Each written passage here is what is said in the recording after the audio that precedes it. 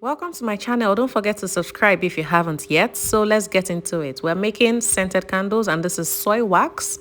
I bought this from a local supplier and this is the can. This is a black can I'm going to be using and this is the wick. This is also liquid dyes that I'm going to be using to add some color, and these are the fragrance oils that I'll be using. I'm only making 2 different kinds of candles today, so I'm going to be using the frankincense and the oud.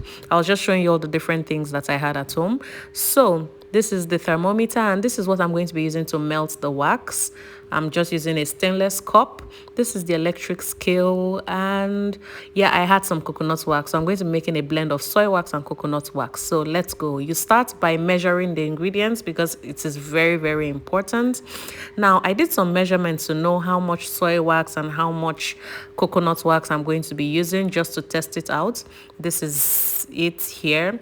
Now I'm using the ratio 5:1, that is 5 parts soy wax and 1 part coconut wax.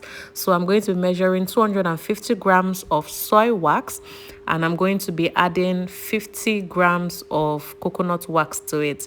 So it's getting blurry at this point, apologies, but you're going to see it's 250 grams of soy wax. If you've not liked and subscribed to my channel yet, please don't forget to do that because that's the only way you can support me to grow.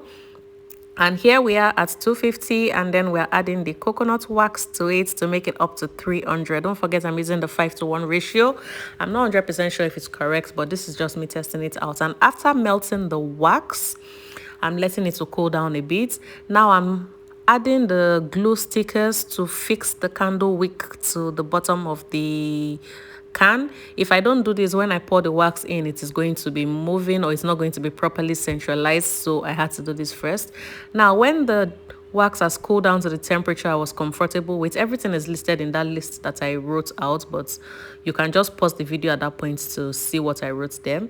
I am adding the black dye to this one because I'm adding the oud fragrance. I wanted it to have this kind of, I don't know, I want it to have this darkish vibe. Now for the fragrance oil, it's supposed to be less than 10% of the total weight of the candle wax. So the total weight of the candle wax was about 300 grams, which means less than 10%. That means I'm using less than 30 grams of fragrance oil. That's why I was adding little by little and watching the weight as it is going up.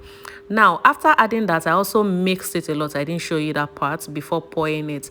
And the thing about pouring is that you also still have to let it cool down. So the temperature you are adding the fragrance oil and the temperature you are adding the color is not the same temperature at which you're pouring. You need to let it cool down again. All those details maybe I'm going to be providing in a subsequent video, but I had to just rush this video to make, and I add a small one because I wanted to keep it at home just to enjoy the candle. This one I'm making was an order that was placed by a colleague at work. They saw one I made, they loved it, and they wanted me to make some more for them. So this is the candle as it was drying. This is the very first one. This is what the black color gave me. Like, I don't get. I had this candle mold at home from a previous candle I made and I kept it. So the second one I made was frankincense and I had the yellow coloring to it, which is what you're seeing. The yellow is very bright and vibrant. I loved it. Now, is this helpful? Don't forget